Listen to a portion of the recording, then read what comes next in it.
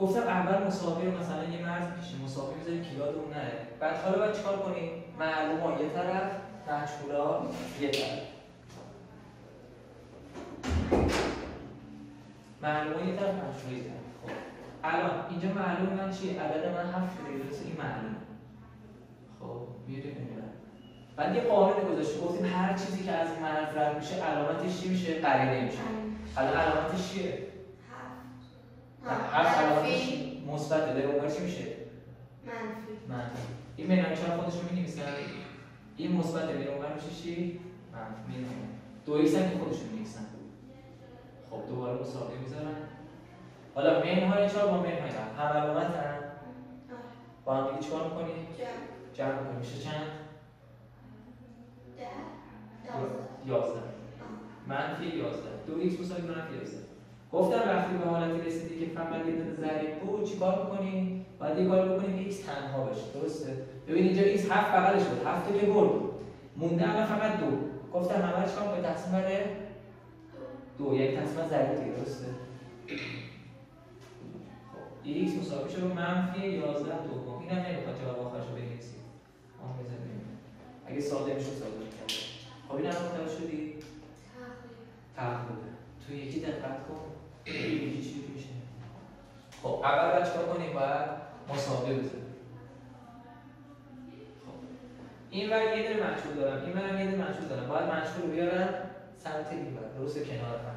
میگم پس 3x که سر جاش خودشو می‌نویسن. یه سوال، اگه مثلا برابر این ور x بود، این ور x بود، خب برمیگرده به اون سمت. آره x رو میاریم این طرف، عددا رو میاریم اون طرف. اگه مثلا یه دونه x داشت این ور میگیره. نه اگه نه اینجا یه دونه x داره، اینجا یه عدد میاره. خب همون دیگه. عدد رو میاره. اگر اینجا یه دونه عدد داشتیم بعد عددم می‌بردیم اون ور. درست شد؟ نگاه می‌کنیم به مجهولا یه طرف، معلوما یه طرف. خب الان اینجا 3x خودش رو می‌نویسم. بذار با فاصله بنویسم که جا بشه. ببین الان این مساوی اینجا رو برتر می‌ذارم. خب 6x مگه مثبت نیست؟ میاد اونور میشه چی؟ منفی. میشه منفی 6x برابر 3x. درسته؟ خب این خودش رو نوشتم دیگه. الان چه مثبت میشه. این ورم چی دارم الان؟ 6x اومده بعد چی بمونه؟ این اومده بود این ور. منهای 7. خب حالا این دفعه عددمون تنها. اینا رو باید جمع تفریق کنیم. چجوری جمع تفریق کنیم؟ به صورت عبارت جبری دیگه. جفتشون x دارن متشابه. بعد علامتاشون مثل همه. از هم چی میشن؟ کم میشن. کم که بکنیم میشه منهای 3. این هم که xش. این الان متوجه شدید؟ خب منهای 7 هم که خودشون. خب حالا باید چیکار کنم؟ باید تقسیم کنیم. بر چند؟ 6. نه 3. 3 یا منفی 3؟ نه منفی 3. پس اول مساوی می‌نویسم، همه رو تقسیم بر منفی 3 می‌کنم. میشه x مساوی است با منفی در منفی میشه مثبت میشه 7 سوم. خب حالا یه سوال، از کجا فهمیدیم اون 6 مثبته بالایی؟ اینجا علامت نداره کنارش چیه؟ مثبت. اون وقت این ور داشت. اینجا هم 7 نداشت.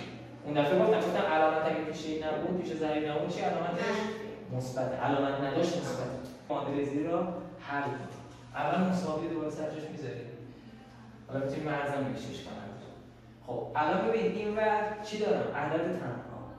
این ور چی دارم؟ یه دونه عدد دارم با یه دونه مجهول. خب چی باید ببرم الان اون ور؟ 11x. آها 11x. عدد اون چیه؟ 4 و 51. چی باید جابجا کنیم الان؟ 4 51 دیگه.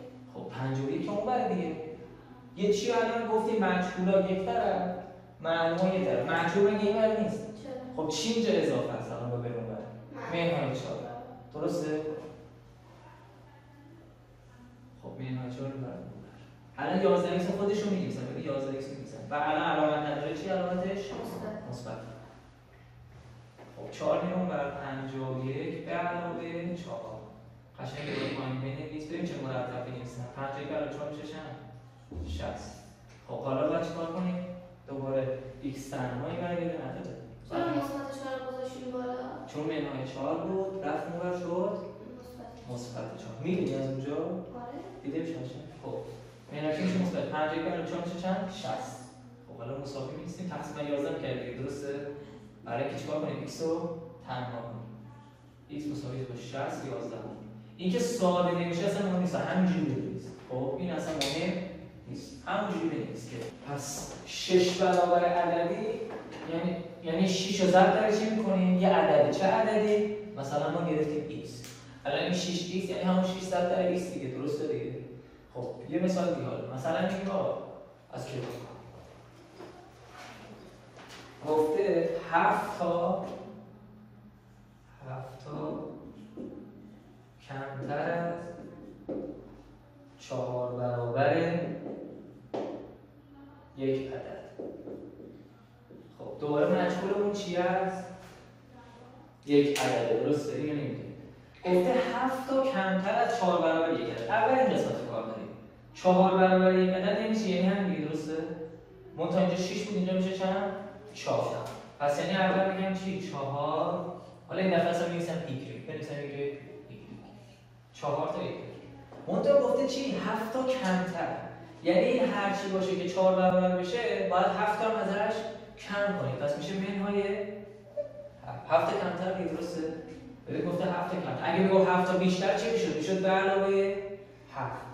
داریم الان چه چیزی بریم. مثلا نگاه کن. 8 واحد بیشتر از یک عدد. ببین 8 واحد بیشتر از یک عدد. خب اینجا راحت تره. چرا؟ چون نگفته نمیدونم 4 برابر یک عدد 5 برابر یک.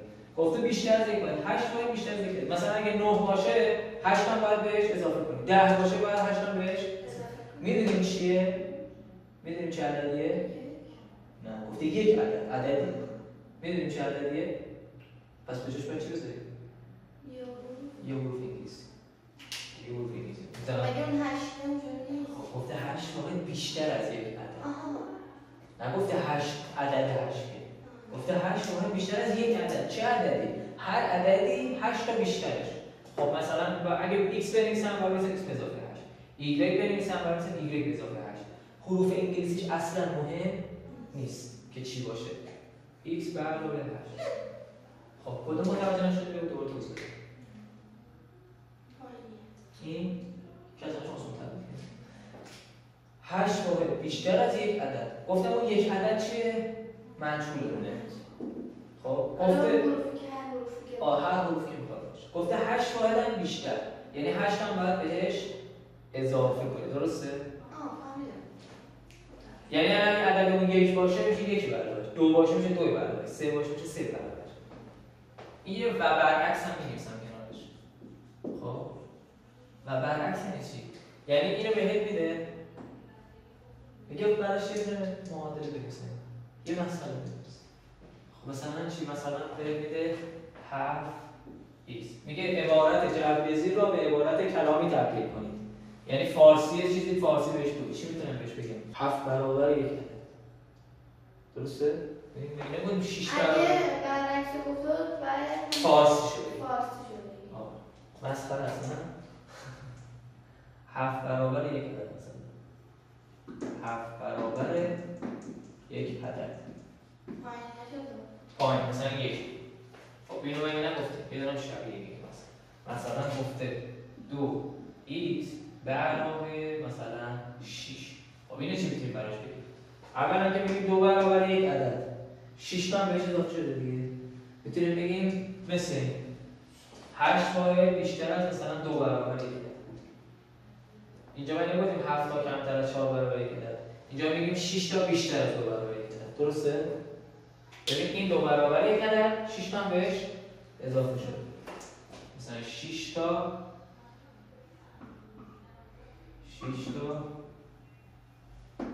بیشتر از چی؟ 2 برابر 1 عدد. خیلی ساده است. یه ذره باید توش دقت کنی. خیلی ساده. انگار همین که نوشته فارسی توضیح میدی. یادت من دیروز معادله حل کردم گفتم که این جمله یعنی 4 برابر یه عددی 7 ازش کمتر. با همین دیگه. حالا کجاشو نمیفهمی؟ همون کلا نمیفهمم. فارسیشو؟ ببین من نگفتم 7x. تو این الان بخوای به یه نفر بفهمونی که یعنی چی میگی؟ میگه 7 برابر یه چیزی دیگه. اون یه چیزی ما بهش میگیم یک عدد. دیگه به جای سیب که نمیتونم بذارم، عدد حتما دیگه. 7 برابر یه عدد. اینو چی میگی؟ اون نمیدونم. خب. واقعا میدونم. خب این چی میشه الان؟ نوشته دیگه. خب میدونم. الان نگاه کن. تو اینو ولش کن. 6 تا بیشتر از یک عدد؟ یک عدده؟ نه، 2 برابر یک عدد. 6 تا بیشتر 2 برابر یک عدد. مثلا یکی چون رو گفتی اینم باید جریان 8 مثلا ایگرگ منهای 8. حالا اینو بگو ببینم. 8 تا بیشتر از یه برابر یک عدد. 2 برابر یک عدد. 2 برابره؟ یه برابر. این 8 تا. 8 برابر یک عدد. خب منطقه گفتی بیشتر. این الان چیه؟ منفی. پس میشه کمتر. کمتر از یک عدد. پس یه بار دیگه بگو جملتو. 8 برابر بیشتر از نه راحت میشه بگم 8 برابر یک عدد 8 تا کمتر. 8 اگه مثبت رو بگیم 8 تا بیشتر. خب جملت عدد اینجوری بگو 8 تا کمتر از 8 برابر یک عدد. درست شد؟ متوجه شدی؟ بنویسم حالا. خب آره یه بار دیگه بگو بچه‌ها بنویسن. 8 برابر نه 8 تا بیشتر کمتر. 8 تا کمتر از 8 برابر 8 برابر چی؟ یک عدد. یک عدد یا عدد.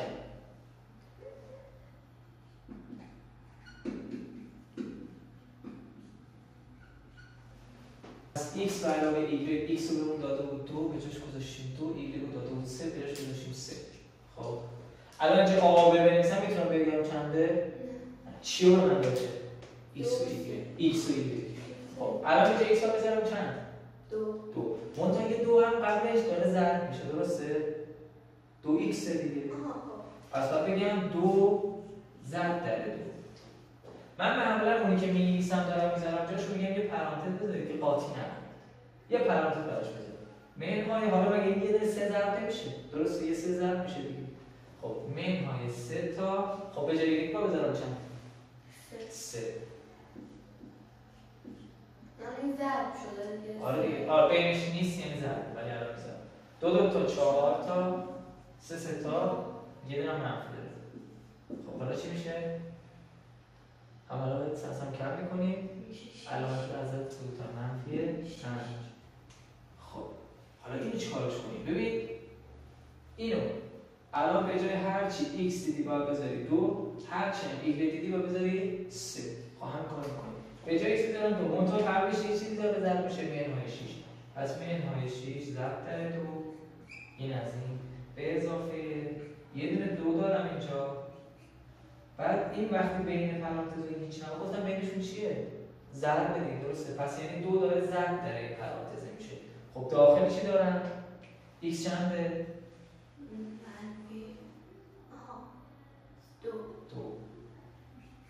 منهای که اینجاست y چنده؟ 3. تمام شد. بله خب حالا حساب کنیم. اول جواب داخل نه اول 2 تا 4 تا کنیم. اول جواب داخل پرانتز 2 منهای 3 میشه چند؟ 2 منهای 3